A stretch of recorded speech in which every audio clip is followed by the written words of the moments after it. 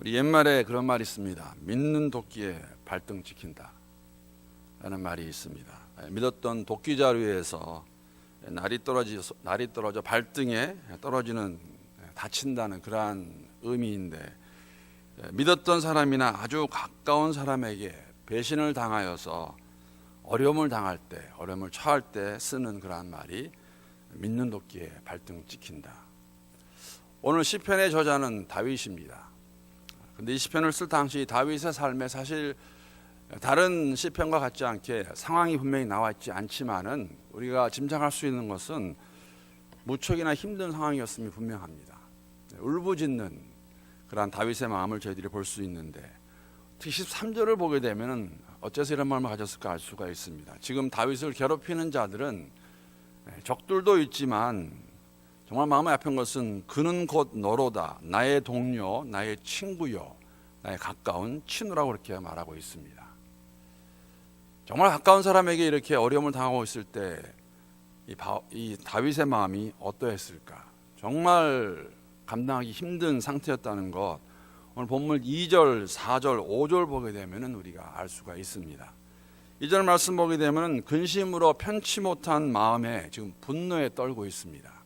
다윗의 마음은. 4절을 보게 되면 마음이 진통하듯 뒤틀려 찢겨 있으며 죽음의 공포까지도 느끼고 있다는 것이죠. 5절 보게 되면 두려움과 떨림 가운데 몸서리치고 있습니다. 이것이 현실일까? 나를 해치려는 사람들이 있다는 것. 왜 이렇게까지 힘들었을까? 오늘 본문 보게 되면 사실 두 가지 이유가 있습니다. 첫 번째는 그가 다스리고 있는 성 안에, 성내입니다. 악인들로 인해서 어려움이 있다는 것이죠. 그 내용이 9절부터 11절까지의 내용입니다. 지금 성을 다스리는 자는 다윗인데, 그런데 성 내에는 폭력과 분쟁이 존재하고 있으며 죄악과 고통이 가득 차 있고, 또한 억압과 속임수가 난무하고 있는 상황을 저희들이 볼 수가 있습니다. 하나님이 함께 하시는 다윗이 통치하는 그 성 내에 이러한 악함이 가득하다는 것이죠.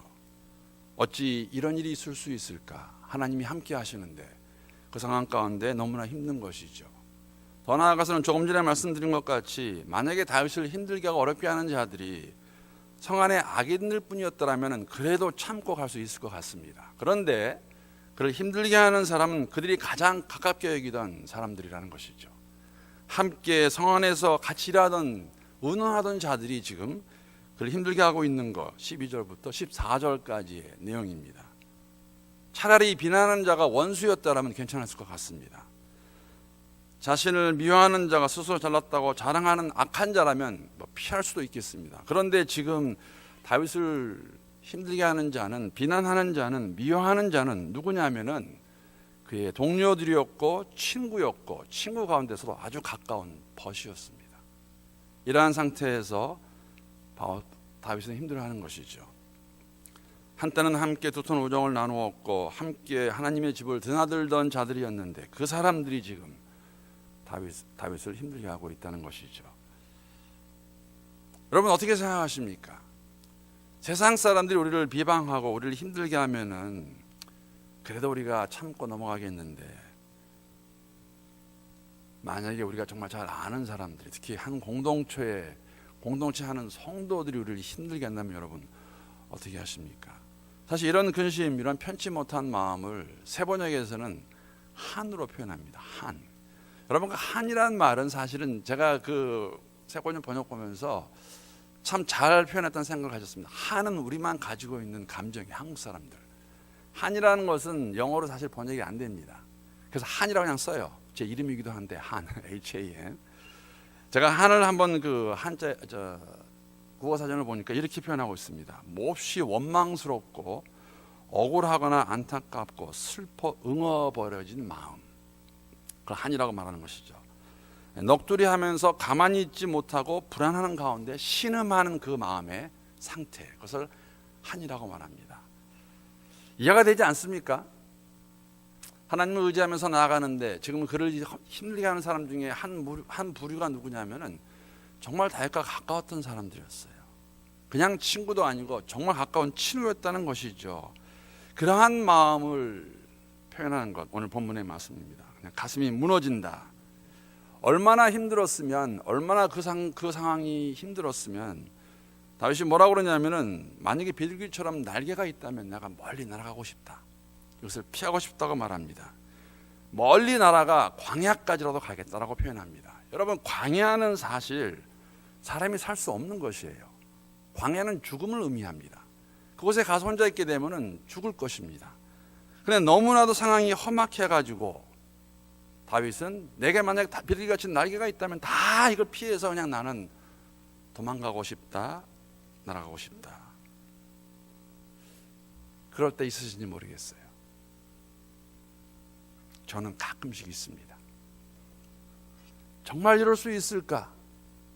이렇게 할 수 있을까? 정말 믿었던 사람들인데 이렇게까지 내게 할 수 있을까? 사람의 마음입니다. 피하고 싶다는 것이죠. 아마 그런 생각도 해보았습니다. 아마 그러한 상황이 요새 그 연예인들이 가끔 그런 말해요. 나 공황장애증 알았다. 비슷한 이야기입니다. 사람을 피하기 원하는 것. 다 귀찮은 거예요. 다 싫은 겁니다. 여러 가지 이유로 해서.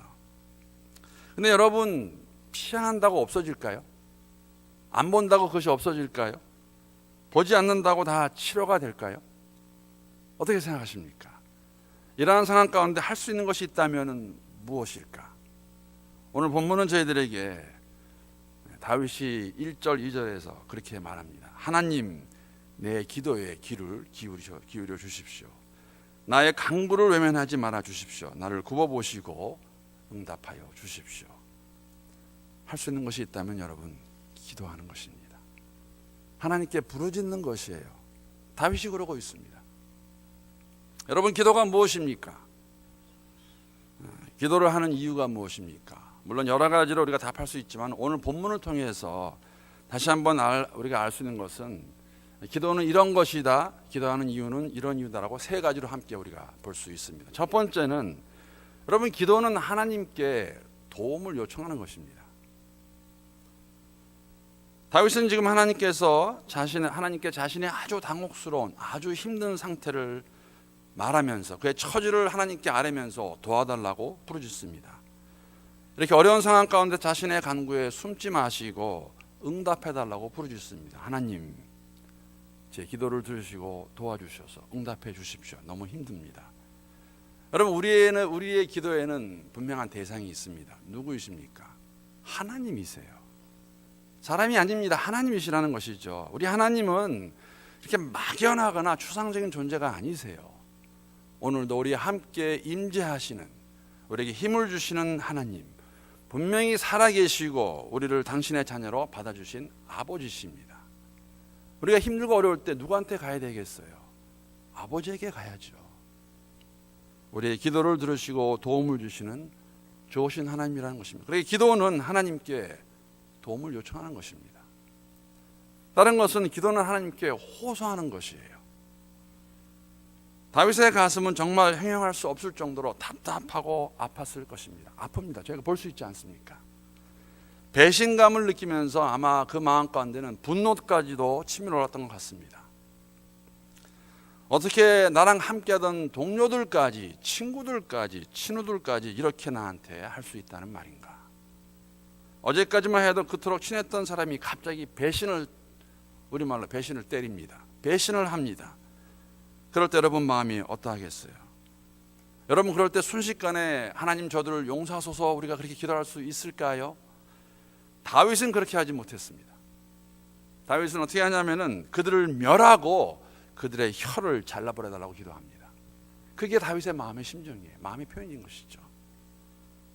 자신의 실망과 아픔과 분노를 하나님께 표현합니다. 하나님, 저 정말 힘듭니다. 왜 이 사람들이 이렇게 저를 힘들게 합니까? 사랑하는 성도 여러분, 기도는 우리의 모든 감정을 이야기하고 뱉어낼 수 있는 통로입니다. 기쁨과 감사뿐만 아니라 아주 소소한 일, 시시콜콜한 이야기, 때론 격한 감정, 상한 마음, 어쩌면 우리가 갖고 있는 분노의 마음까지도 사람에게 품어내지 마시고 하나님께 알리시면 돼요. 하나님께 호소하시면 됩니다. 하나님, 내 아버지 되시는 하나님이여, 이 기도를 들어주시고 나를 위로하여 주시옵소서. 그 모습을 오늘 본문을 통해서 우리가 볼 수가 있는 것이죠. 마지막으로 여러분, 기도는 하나님께 보호를 간구하는 것입니다. 하나님의 보호를 체험하는 방법이라는 것이죠.